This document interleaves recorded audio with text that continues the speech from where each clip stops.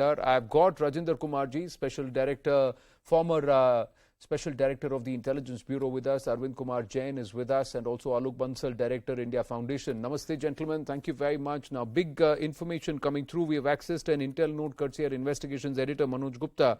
And this is just one of the many facets as intelligence gathering on the activities of the PFI is reaching perhaps a crescendo because there are multiple inputs. Even in the Bihar angle, there is active involvement of the PFI.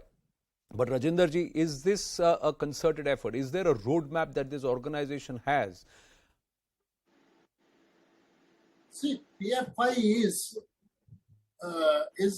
basically a Wahhabi organization. It has its membership comes mainly from Wahhabi sects of Muslims, and its ideology is much closer to the ideology of Al Qaeda and ISIS. So there is if we take it Al Qaeda and ISIS, then you will know that what will be its roadmap in India. The roadmap is very clear that destabilize India, balkanize India, and somehow ensure that Muslim becomes ascendant in India and Hindus are subverted. So this is their roadmap. This is a very dangerous organization, extremely secretive organization. It is not easy for intelligence agencies to penetrate it.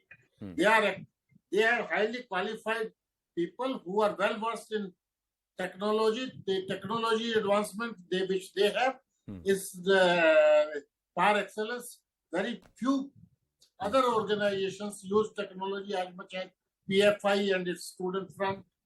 Campus Front of India. Rajendra ji, a lot of its cadre are highly educated. A lot of its office bearers are also highly educated. PFI now sees itself members in all parts of public strata.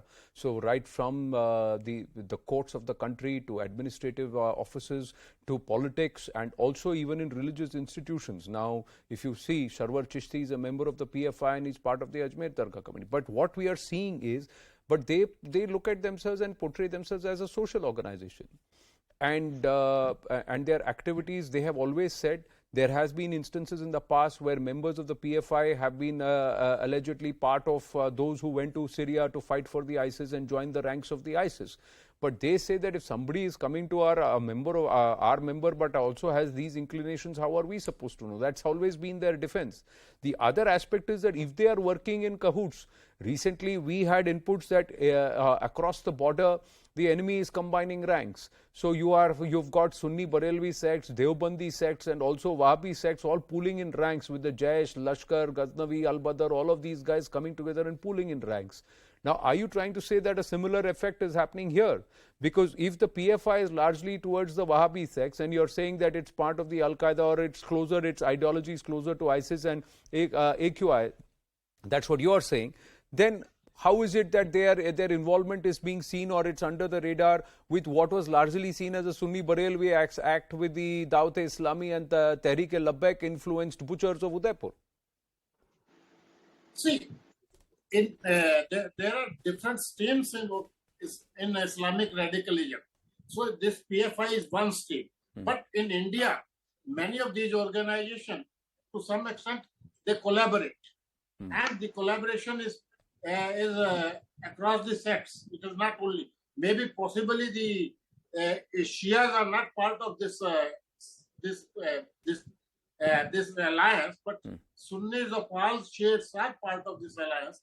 And one thing which they claim that they are social organization, it has been seen that in the last 4 or 5 years, Constitution and Tiranga has become the cover for all these organizations. They are these organizations. First word they say that they are upholding the tricolor. So this has become a cover for their nefarious activities. I'm sorry to say that how this thing has done. And this PFI is extremely dangerous. The incidents which they have done in Kerala, everybody knows how they are spreading this thing. And it is quite unthinkable that only their cadre goes and fights in Afghanistan, in Syria, and Right. Iraq. Why the other varieties of people are not going there? Right. Right. Now we've See, just got, sir, I've got more inputs, and we've just overrun a little on the show because of the president's farewell. I just quickly